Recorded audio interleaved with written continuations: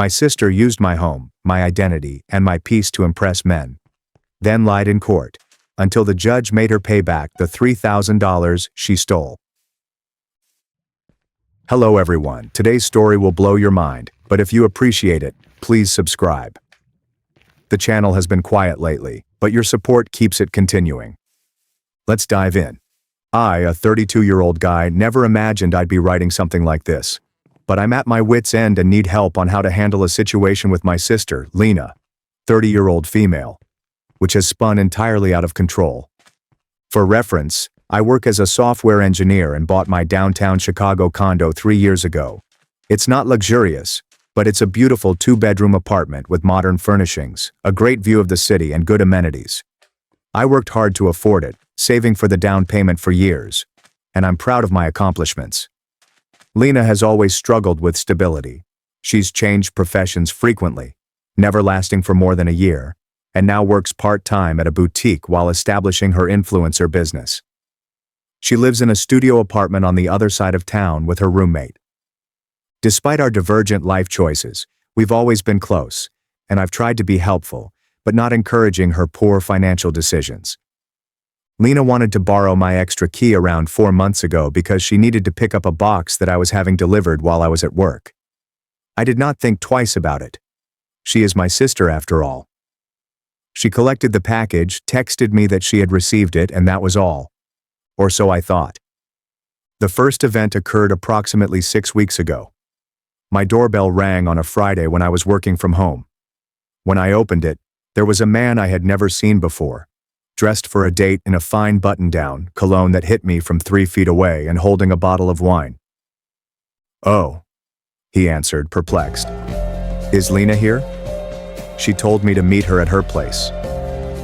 I explained that Lena did not live here and that this was my flat.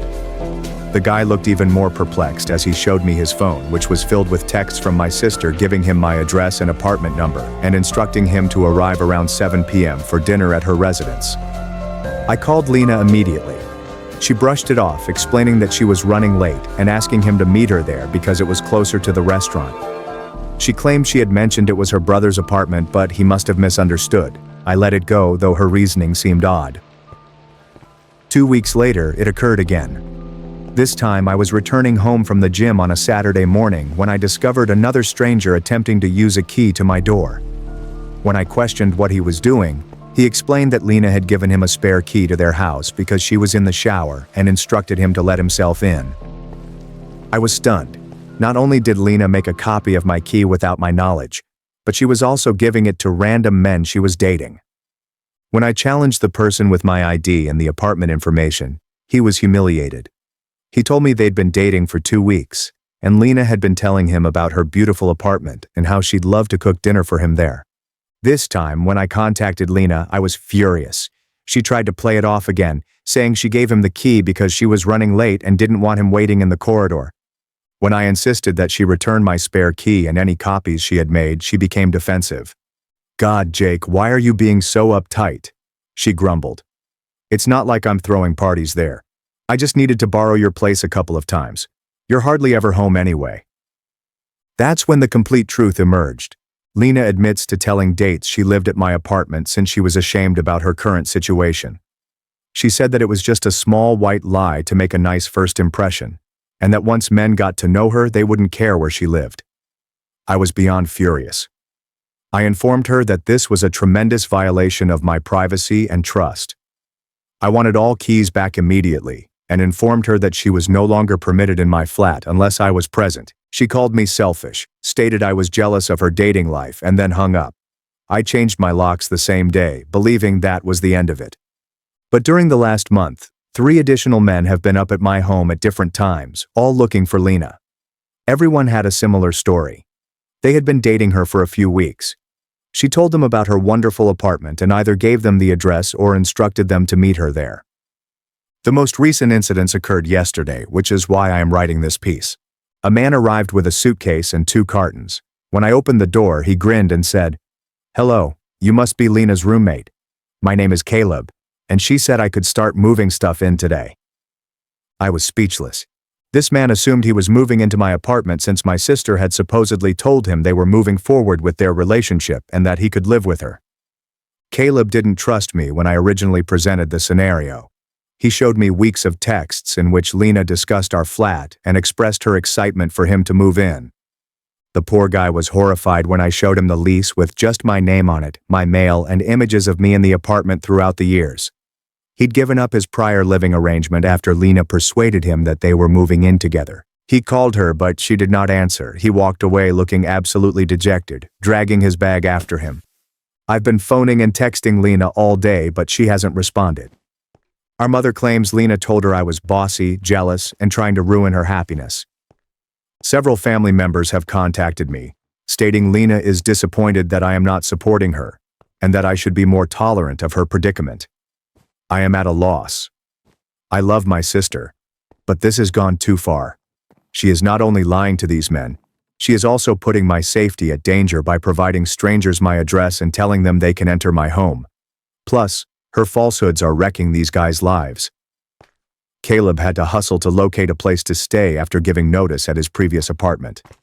Am I overreacting? How do I approach this problem when she refuses to talk to me and has turned family members against me? I'm thinking of mailing a cease and desist letter, but it feels like a nuclear option with my own sister. Has anyone experienced anything similar? Update 1. 1 week later. First, I'd like to thank everyone who commented to my first article. Your responses helped me realize that I wasn't insane, and that the situation was as severe as I had imagined. I was especially grateful to individuals who pointed out safety and legal liability risks that I had not completely examined. A lot has happened since my previous post, and regrettably the situation has worsened rather than improved. After Lena continued to reject my calls and texts, I resolved to contact our mother directly and explain my side of the story. I also showed her images of texts Caleb had sent with me, in which Lena plainly hinted the flat was hers. My mother was astonished and admitted that Lena's account of events was considerably different. She was informed I was jealous of Lena's dating success and was attempting to disgrace her in front of her men. My mother agreed to mediate our conversation. We met at our parents' place 3 days after I first posted. I assumed we'd have an adult conversation about limits and respect. Instead, Lena charged in, guns blazing, accusing me of attempting to ruin her life. Her defense was mind-blowing. She stated that dating in Chicago was impossible given her living situation, and that she was simply borrowing my apartment's address to level the playing field. She claimed that all of the successful women she knew had wonderful homes, and it was unfair that she had to compete while living in a dump. When I mentioned Caleb and how he had tried to move in, she really laughed. She claimed it wasn't her fault he misunderstood and acted too quickly. She stated she would eventually tell him the truth, but he had acted prematurely. When I inquired when she meant to tell these men the truth, she couldn't answer directly. The conversation then degenerated.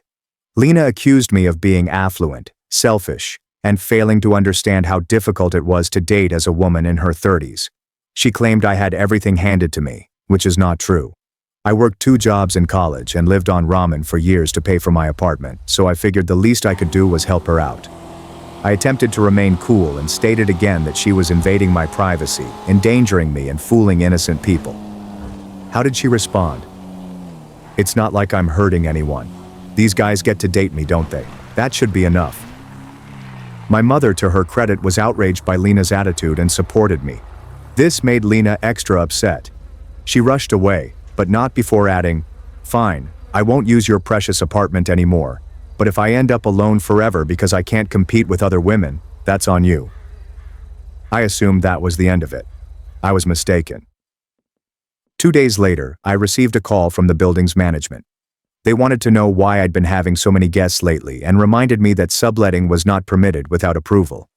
Apparently, one of the men Lena had given my information to had been buzzing random flats when I didn't answer, claiming to be staying with his girlfriend who lived there. Another had argued with the doorman, claiming he was on the guest list for my flat. I had to visit the management office and explain the whole unpleasant issue. They were understanding, but warned me that any additional incidences could result in lease breach. I also had to provide them a photo of Lena to show to building security and inform them that she was not to be allowed access under any circumstances. But the worst part happened yesterday. I received a Facebook contact from a woman named Jasmine who claimed to be Caleb's sister. She mentioned that Caleb was distraught by the incident and wanted to warn me that he had recently discovered Lena had done this before. He'd discovered from a mutual friend that Lena had played similar acts with other males, pretending to live somewhere nicer in friends' flats or even their own. Jasmine also told me that Caleb was considering taking Lena to small claims court for the costs he incurred by breaking his lease early and needing to find emergency accommodation. She wanted to know if I was willing to make a statement about what had transpired. I agreed, but I'm not sure Caleb will follow through on it. I've also noticed that Lena has been sharing a quite different story on social media. She shared a vague story about toxic family members attempting to destroy her happiness, and how she's eliminating negativity from her life. Several of her friends have expressed their support, despite not knowing the full tale. The family is now separated. Some relatives believe I should have simply let Lena use the apartment on occasion to help her out. Others are outraged by her actions. My father, who had been traveling for work during the initial drama, is solidly on my side and has told Lena she needs to mature and accept responsibility for her life.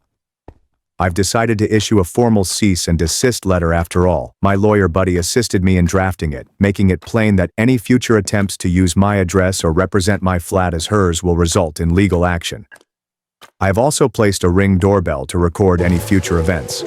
I still can't believe it has come to this. Part of me feels bad since Lena is definitely dealing with deeper concerns of self-esteem and image. But I can't keep enabling this behavior, especially when it's impacting innocent people like Caleb. I'll update again if anything substantial happens, but I'm hopeful the cease and desist letter is the end of it. Update 2 to 3 weeks later. I sincerely thought I wouldn't have to write another update. But the situation with Lena has gotten much crazier. After I sent the cease and desist letter, Lena became radio silent for almost 2 weeks. There are no social media posts, no interaction with family members, nothing. I began to wonder if the legal danger had finally reached her. My parents reported she wasn't responding their calls, but my mother had seen her car at her apartment, so we knew she was fine. Last Monday, at 10 p.m., I received a call from my building's front desk. Security had apprehended a man who insisted on living in my apartment and became belligerent when they refused to let him go. They had phoned the police and the policeman wanted to speak with me. When I got down to the lobby, I found pure chaos. A man I'd never seen before, presumably in his mid-30s and well-dressed, was handcuffed and ranting about his rights, demanding entry into his home. 2 police officers were attempting to calm him down, while my building security appeared anxious. When the man noticed me, he began yelling even louder. "That's the guy. That's the scammer who's been squatting in my girlfriend's apartment. Arrest him." It took about an hour to figure out what happened. Miles had been seeing Lena for around a month, but here's where it gets absolutely insane. Lena told him I was her ex-boyfriend who refused to leave her apartment after we broke up. She'd made up a complicated story about how she'd purchased the apartment, but I duped her into placing it in my name for tax purposes, and now I was squatting there and refusing to leave. Miles was convinced he was about to confront a nasty ex-boyfriend who was taking advantage of his current fiancée. He even promised to hire a lawyer to help Lena evict me. When security refused to let him go, he assumed they were in on it with me. I had to show the police my lease, mortgage documentation, bank statements proving my payments, and everything else. Miles gradually understood he had been thoroughly deceived. His expression was filled with humiliation and perplexity as his rage faded away. The cops uncuffed him, and he apologized profusely to everyone. Miles revealed even more alarming things before leaving. Lena had been staying at his residence for the previous 2 weeks, claiming she couldn't go because I was there. She'd been getting him worked up over the situation, claiming I was dangerous, and she was afraid. She'd even shown him bogus text messages. I'm not sure how she fabricated these scenes in which I was threatening her and refusing to leave her flat. The unfortunate guy honestly believed he was protecting his girlfriend from an aggressive ex. He'd come to the building that night after Lena texted him in tears, stating she tried to get into her apartment, but I changed the locks again. I provided Miles my contact information and urged he double-check everything Lena had told him. He left looking as if his life had been flipped upside down.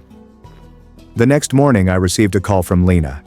She was outraged that I had embarrassed her partner and wrecked their relationship. When I pointed out that she had actually attempted to have me arrested and expelled from my own house, she tried to gaslight me, claiming that I was exaggerating and that she had never said such things to Miles. I properly taped the call in my state and informed her that I was doing it for the purpose of prospective legal action. She hung up on me. But the story does not stop there. Miles reached out to me 2 days later. He had done some research since our meeting. He realized that Lena had been lying about everything, including her work. She claimed to be a marketing director. Education. She claimed to have an MBA. And age. She claimed to be 27. He also discovered that she had been dating at least 2 other men during their exclusive relationship, telling each of them a different story regarding her living circumstances. Miles has joined Caleb in exploring legal options. Apparently, Lena had borrowed many $1,000s from Miles to cover legal bills in order to challenge me for the apartment. He's trying to get the money back, but Lena has stopped him everywhere. What is the worst part? According to other family members, Lena has been informing her extended relatives and acquaintances that I am attempting to steal her residence. My cousin called me yesterday, saying she had heard I was experiencing money problems and attempting to take advantage of Lena. To clarify the situation, I had to send out a bulk email accompanied with documentation. My folks are devastated. They've attempted to get Lena into treatment, but she won't admit she's done anything wrong. My father has cut off the minimal financial support he was still giving her, believing that it will force her to confront reality. I've got to employ an actual lawyer now, not just for the cease and desist but also for prospective defamation claims. The lawyer says I have a solid case to pursue, but I'm torn. She is still my sister, despite everything. I also spoke with Caleb and Miles, and we discovered that at least 3 more men have similar stories. We are putting together a shared dossier of evidence in case any of them decide to take legal action. I never dreamed it would get to this point. My sister's embarrassment over her flat has escalated into what appears to be pathological lying and deception. I still adore her, but I'm not sure how to help someone who refuses to recognize they have a problem. Final update. 2 months later. I pondered whether to publish this final update, but I believe I owe it to everyone who has followed this weird story. This will be my final post about the situation. A lot has happened in the last 2 months, and while I wish I could say everything went smoothly, real life is rarely that way. First, the legal situation. Miles eventually filed a small claims court case against Lena for the money she obtained under false pretenses. Caleb chose not to pursue legal action, stating that he simply wanted to move on with his life. 2 other guys who had been duped by Lena also came forward. Someone had lent her money for alleged medical expenses. Another had paid for a vacation she claimed was to see her sick mother, but it was actually a trip with a different lover. The small claims lawsuit served as a wake-up call for everyone. Lena appeared in court, still trying to maintain her lies. However, when confronted with documented evidence, such as text conversations and money payments, she broke down. The judge found in Miles's favor and ordered Lena to refund the $3,000 she borrowed, plus court expenses. However, things took an unexpected turn following the court hearing. Lena finally realized she needed assistance. It wasn't an unexpected revelation or a spectacular moment. She just looked fatigued and gently requested our parents to help her locate a therapist.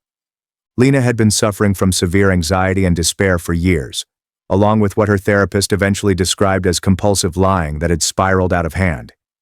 She'd built an entire fake life on social media and in her dating sites, and the lies had gotten so elaborate that she couldn't keep track of them anymore. The apartment dilemma was simply the most evident manifestation of a much larger problem. I want to be clear. Mental health difficulties do not excuse her actions. The guys she fooled were real people with real emotions who faced real repercussions. However, identifying the fundamental problem has helped our family decide how to proceed. Lena has been undergoing extensive therapy for the previous 6 weeks. She had to come clean to all of the men she was dating, which was embarrassing but necessary. As part of her treatment plan, she has had to remove all of her dating apps and social media profiles. She is temporarily staying with our parents while she rebuilds her financial and emotional stability. The treatment revealed that Lena's problems arose in part from her continual comparison to others, including me, and her sense of failure in life. The lies were minor, such as embellishing her work title and lying about her age, but they evolved into an alternate reality in which she felt trapped. The therapist emphasized that each deception required more falsehoods to perpetuate, resulting in an exhausting cycle that Lena was relieved to finally stop. Our relationship is difficult. I've been to a few family therapy sessions to work over my anger and rebuild trust. I'm not ready to have her back in my life completely, and she understands. She has sent me a lengthy letter apologizing for everything, acknowledging the breach of trust and the risk she placed me in. It felt genuine, but I know mending our friendship will take time, if it is even possible. The building administration was understanding after I explained that the matter had been rectified. There have been no such problems, and my reputation with them has been rebuilt. I kept the Ring doorbell, however. It provides me peace of mind. Some good has come out of this catastrophe. Caleb contacted me to thank me for handling the situation professionally, and he added that he's now much more careful about checking information while dating. Miles and I had coffee last week. As strange as that sounds, we bonded over our shared unusual experience. He's doing fine, and he says the event taught him to follow his instincts when something doesn't seem right. My parents have been fantastic throughout this. They have supported both Lena and me while maintaining proper boundaries. They have also begun attending a support group for families dealing with loved ones who engage in compulsive lying. Yes, it appears frequent enough to establish support groups. Lena has been making amends wherever possible. She's on a repayment schedule with Miles and the other men she borrowed money from. She's accepted a full-time job at a call center, which isn't glamorous but solid. And she's slowly rebuilding her life, this time with honesty. Her therapist believes she is making progress, but it will be a lengthy process. I've learned a lot from this experience. I've grown more aware of how my success may have indirectly contributed to Lena's sense of inadequacy. Not that I am responsible for her behavior, but I should have been more sensitive to her difficulties. I've also learned the value of setting boundaries, especially with family members, and that sometimes the kindest thing you can do is refuse to enable someone's destructive conduct. I still get angry when I think about what happened. The stress, the embarrassment, the potential danger she put me in. It's not something I can simply forget. But I'm working on forgiveness not for her, but for me. Anyone dealing with a similar issue should document everything. Establish strict boundaries. Don't feel sorry about defending yourself. However, keep in mind that compulsive liars frequently have underlying disorders. That does not imply you must tolerate the conduct, but it may help you understand it. This will be my final update. Lena has a long journey ahead of her, and I have my own life to manage. We may never have the close sibling relationship we previously had, but I'm optimistic that we may someday create something new based on honesty and mutual respect. Thank you to everyone who has provided advice and support throughout this trip. Your remarks made me feel less alone while I dealt with an extremely odd scenario. I pray none of you ever have to deal with something similar, but if you do, know that you're not insane, and you're not overreacting by defending yourself and expecting honesty from those around you. Take care, everyone. After funding my parents' bills for 7 years, my brother said, "You don't even have kids." So I cut them off and booked a flight to Spain. I left work early, skipped the bonus dinner, and took a $540 flight on Christmas Eve. My chair had a sticky note for Troy's fiancée. "She's new here," my mom explained. "We figured you'd be fine standing," I replied. "Sure." I then took my luggage and departed. My sister texted 31 minutes later. So sensitive. It wasn't a big deal. I accessed my app and paused family support. But what my father said at 9:04 p.m. changed everything. I flew cross-country for this. A one-way ticket cost $540. I left the office at midday, skipped the corporate bonus dinner, shoved everything into a duffel bag, and rushed to the airport. Because family mattered. Because I still felt that showing up meant something. I had not seen them in person since the previous Christmas. We had completed the group video calls, birthday texts, and miss you too emoticons. But this year, I was returning home. I imagined the fragrance of roasted ham, how my mother always burned the first batch of cookies, and how my father pretended not to cry at midnight prayer. I imagined sitting at the table. It turns out it had already been taken. Literally. I strolled into the dining room with snow still melting in my hair, holding a half-soggy present bag containing Dad's favorite whiskey, and noticed the post-it note first.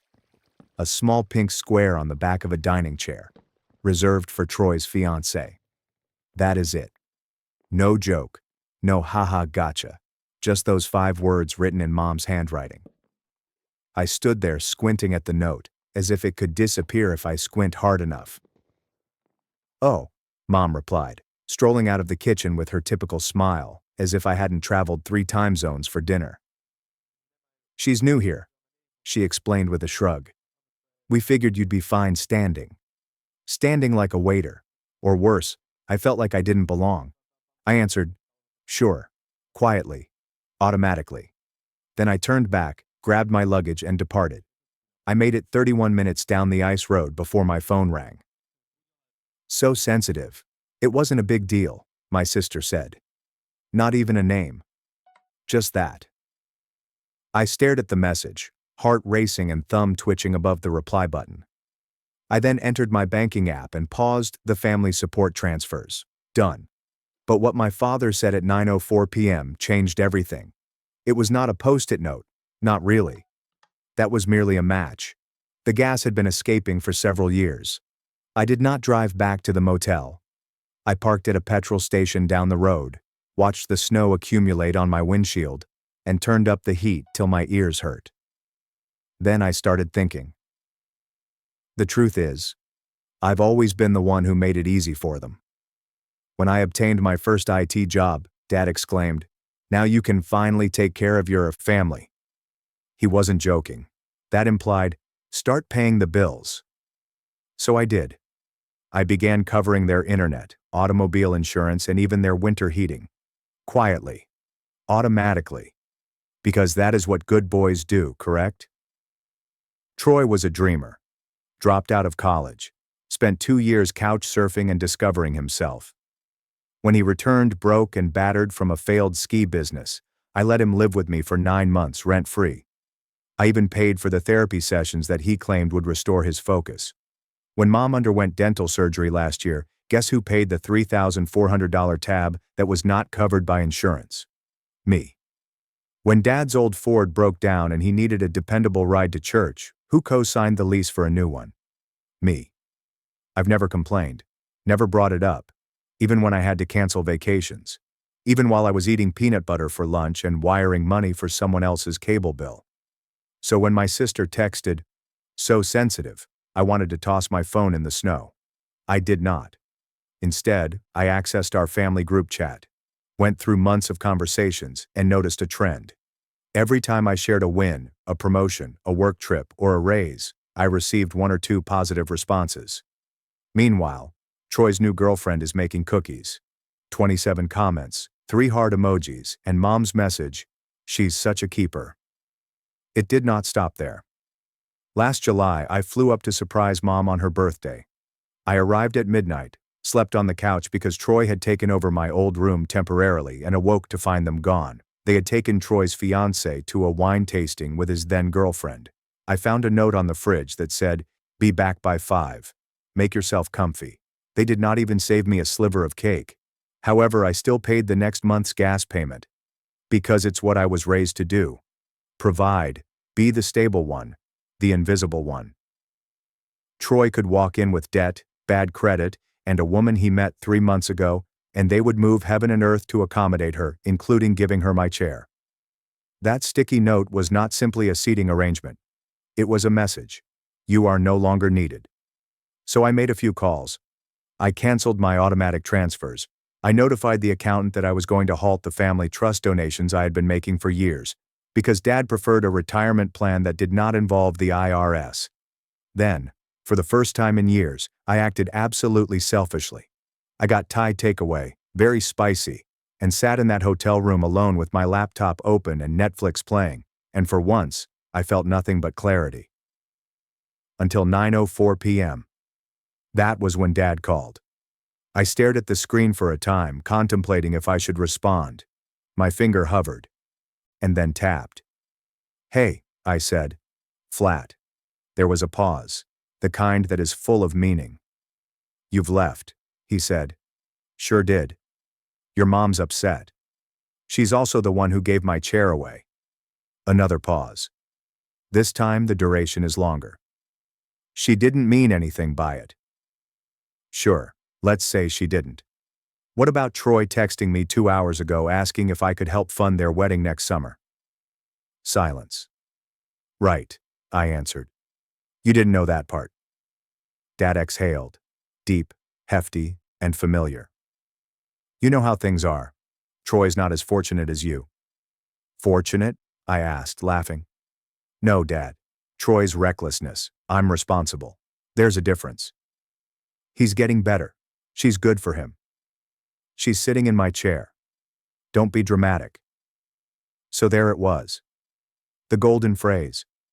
They always used this one when I dared to speak up. I closed my eyes and pinched the bridge of my nose. You know what, Dad? I'm done being the guy who works 60 hours a week so everyone else can play pretend. I'm done being your safety net. We never asked for it. That's nonsense, I retorted. You expected it. You think because I never complained, I'm okay with it? Well, here's the truth, I'm not. I haven't been for a long time. Silence. Then softly. Son, it's Christmas Eve.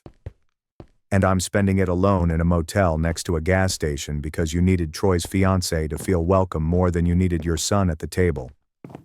Dad did not speak again, so I ended the conversation. And that was the last I heard from him for 4 days. I hadn't planned to return.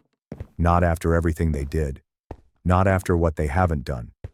But Troy contacted me 3 days after Christmas. His number appeared on my screen, and my immediate reaction was to disregard it. But curiosity is a nasty thing, I responded. What? There was hesitancy. Then, hey man, weird question. Did you cancel the family support transfers? I slumped back in my chair. Yeah. You didn't tell anyone. Wasn't required. Okay, he replied hesitantly. Well, things are kind of tight. The January mortgage bounced. I'm aware. Silence. Then, in the softest, most deceptive voice I've ever heard him use, maybe we could talk. I laughed. Hard. Oh, now you want to talk? What changed? Troy ran out of post-it notes. It was just a seat, bro. Number. It was a message. You and Mom made that pretty clear. I hung up. 5 minutes later, Mom texted. Mom, could we meet for coffee, please? It's not as you think. I didn't respond, because I knew what was coming. Dad called that night. I let it ring. He left a voicemail. I think we need to talk, face to face. Sunday dinner. I glanced at the phone, my heart pounding. Sunday supper, my old ritual. Pot roast.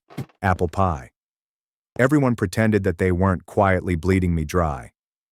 Something inside of me shouted go, but not to reconcile. To end it. I showed up on Sunday evening. Knocked once and let myself in, as I always did. The home was clean, suspiciously clean, as if they were staging a peace treaty. Mom walked out first, wearing an apron. You came, she remarked, smiling as if we hadn't forgotten each other over Christmas. Dad was in the armchair, holding his reading glasses as if he wanted to appear busy. Troy and his fiancée sat on the couch.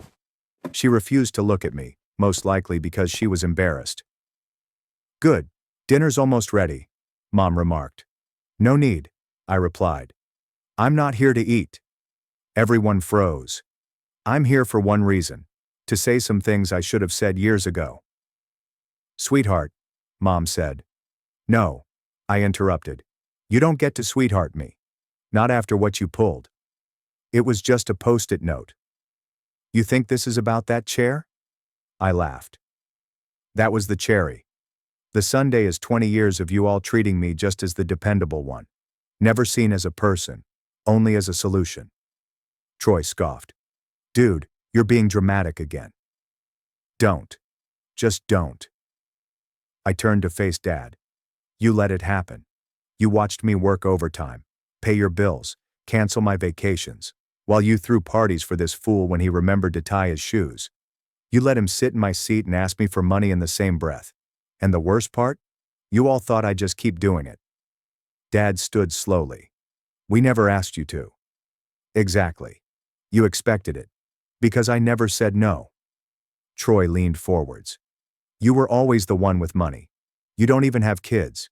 It wasn't a big deal. I turned to face him, fury in my chest. You know what is a big deal? Working 60-hour weeks so mom can have cable and you can plan a rustic vineyard wedding for your Tinder match. I was good enough to pay for your therapy, but not good enough to sit down at the dinner table. Got it. Mom looked like she was going to cry. We didn't mean to hurt you. You didn't mean anything, that's the problem. You never thought. Not about me. Only about what I could give. The room was silent. I then removed the envelope from my jacket and tossed it on the table. What's this? Dad inquired. Your taxes. I won't be doing them this year.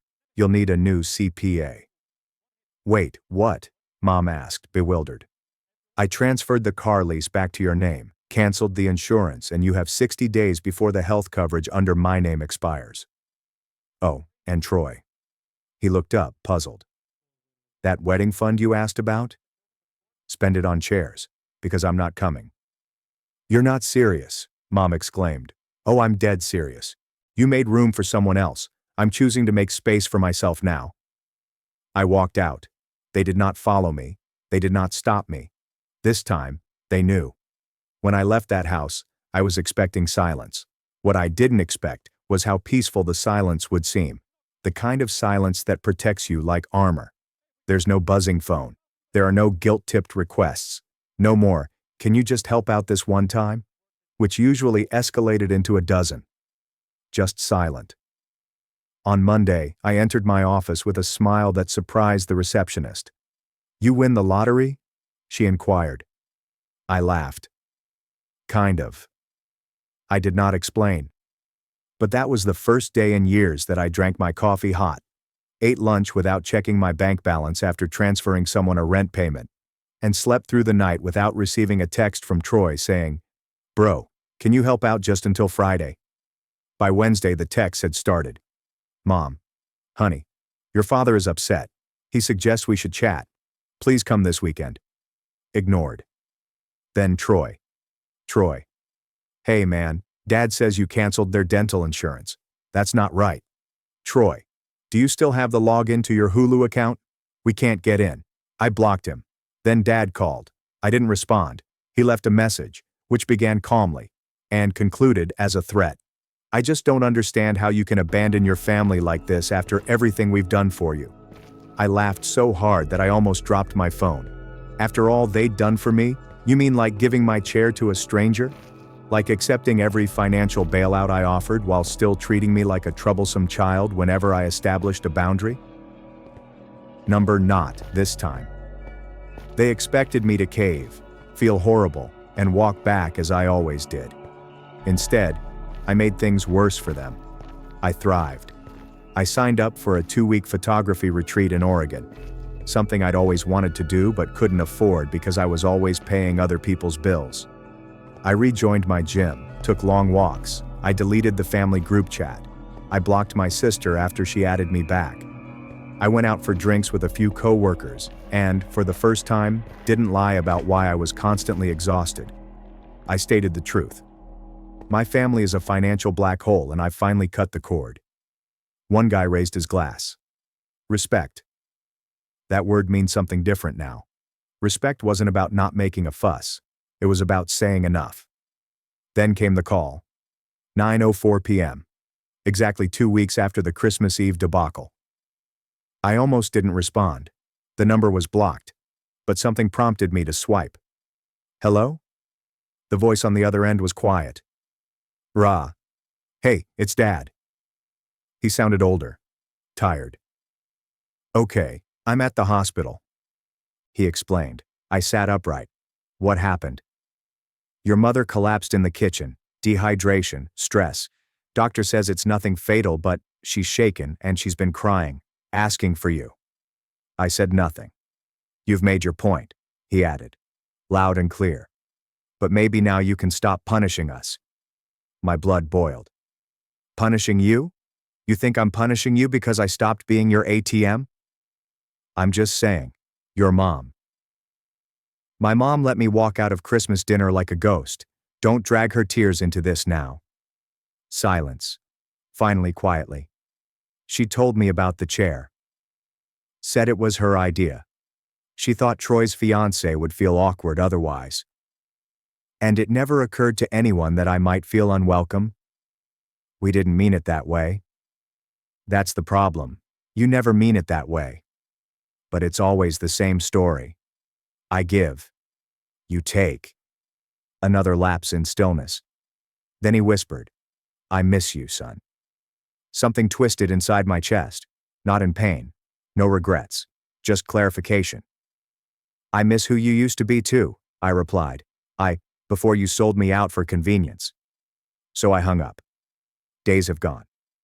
Then I received a message that wasn't from Troy. From her. Troy's fiancée. The girl who occupied my seat. Text. Hey, I understand you probably don't want to hear from me, but I just wanted to say. I did not know. Pause. Another message. Text. Your mother told me you'd be late. You said you wouldn't stay long. I only learned what happened after you departed. If I had known, I would not have taken your chair. And here's the kicker. Text. Troy told me you were wealthy. That you'd be okay standing. That you don't care about family matters anyway. I'm so sorry. For a little while, I was unsure how to feel. But the truth struck like a punch. He was aware of my impending arrival. He instructed her to take my chair. He knew exactly what it would do. And he wanted it. Troy had always disliked what I represented, responsibility, success, and repercussions. He was the turmoil they cherished. I was the anchor they relied on. And resented. Well, not anymore. The next week, my parents sent me an official email. Subject, resolution proposal. A PDF document containing budgets, timeframes, and independence plans was included. It reads like a business pitch, a desperate one. They were trying to show that they could manage without me. I am begging for a second chance. Requesting 3 additional months of transitional support before proceeding with full financial separation. I stared at the figures. Then, select delete. By March, the calls had stopped. By April, I had stopped using all shared accounts. By May, I'd arranged a solo trip to Barcelona. And sometime between the aircraft ride and the first taste of tapas, I discovered something I'd never believed before. I didn't need them. Not like they had made me believe. Not to define myself. This is not to legitimize me. And definitely not to own me. Barcelona was quite loud. It wasn't the traffic, the crowds, or even the festivals. It was the way the world seemed louder when you stepped out of someone else's shadow. I went into the Gothic quarter with my phone in airplane mode. No family group conversations. There are no texts from Troy. No. Just one more, bro. Just the sound of my feet on ancient cobblestones, and the exhilaration of silence earned rather than given. Every night, I viewed the sunset from a different part of the city. On the 4th night, a stranger approached my table at a rooftop pub and wanted to join. She had wild locks and eyes that did not apologize for staring right through you. We spent hours talking about everything and nothing. She wanted to know where I was from. I corrected myself. Used to be a family man. Now I'm just a man. She laughed. Sounds like freedom. I nodded. Finally, back home, life continued as usual. I was promoted to lead systems architect. People fought for this job since it allowed them to meet with board members and provide feedback on corporate direction. My manager informed me, "You've been under the radar too long. People are starting to notice." That hit me differently. For years, I was the man who discreetly kept things together at work, home, and everywhere else. People needed more than just me. They respected me. For the first time in my life, I didn't feel like a utility. In June, something unexpected showed up at my door. A wedding invitation. Troy with his fiancée. Rustic Vineyard. July 16th. RSVP deadline is June 30th. I placed it on the kitchen counter. Allow it to sit there like an exam I already knew the answer to. The envelope was cream. Thick stock. Expensive. Inside, next to the RSVP card, was a handwritten note from her. "I hope you will come." He still doesn't realize what he did, and I believe part of him is afraid to confess it. You were correct to walk away, but perhaps he needs to see you stand firm. In person. I stared at the note for a long time, then threw it in the trash. On July 16th, the day of the wedding, I spent it at a beach in Santa Cruz, riding a rented bike along the cliffs and allowing the sea wind to refresh me. I did not check my phone till after sunset. One missed call. Mom. One message. Mom. He kept glancing at the door all night, as if he were waiting for you. I stared at him, didn't respond. Not that I wanted to punish him, but I'd had enough of playing savior for individuals who never reserved a seat for me. August provided a surprise. I ran into Troy's fiancée, now wife, at a bookshop. She appeared thinner, paler, like someone straining too hard to grin through shattered glass. She noticed me, froze, and walked over. I didn't expect to see you, she admitted. I live here, I answered. She paused. Then, we moved back in with your parents. Of course they did. They offered. She replied swiftly. Said it was just temporary. Troy's job didn't pan out. He's still figuring things out. It always is. She gazed down at her hands. He's not handling things well. Not my problem. Then she looked up, her eyes ringed with red. I know. I wish you were his brother. That stuck with me longer than I anticipated. Not that I felt sorry for him. However, for the first time, someone noticed it. I did not respond, just nodded. Then I walked out with my book. September. My birthday. I hadn't expected anything. I wasn't waiting for it. But shortly before noon, a delivery arrived. There's no return address. Inside is a basic black box. A folded card. A single line. You were right about everything. I'm sorry. Inside was the whiskey I packed for Christmas Eve, still sealed. They had never opened it. I sat there staring at the bottle. Then I got up, strolled to my balcony, and opened it myself. Poured a glass. To no one except me. By November, I had sold my condominium and relocated out of state. New location. Larger windows. New furnishings. No ghosts. The final step. I changed my phone number. I deleted the old backups. We've burned the last bridge. But before I did, I penned a message. I copied it. I sent it to Mom, Dad, and Troy. Same message. There's no space for negotiation. This is the final communication you will receive from me. I am not angry. I'm just finished. I've given you everything I have for years. Time, money, love, and patience. You used it. I spent it, and called it normal. Then you left me standing, literally. I'm not standing anymore. I am walking away. For good. No hard sentiments. Just rigid bounds. Goodbye. Sent. I finally let go. Peacefully. And now for the most important part. I do not miss them. Not the guilt. Not the manipulation. Not the awkward silences that followed each no I dared to express. Not the invisible weight of being the family's support beam as they constructed castles on my back. I miss the person I used to be around them. The guy who mistakenly believed that being needed meant being loved. He's gone now. Someone more powerful has taken his place. Smarter. Freer. So, maybe I missed Christmas supper. Perhaps I stood outside a house I had paid for, with a present that no one desired. But walking away. That was the best gift I ever gave myself. And this is the last gift I will ever offer.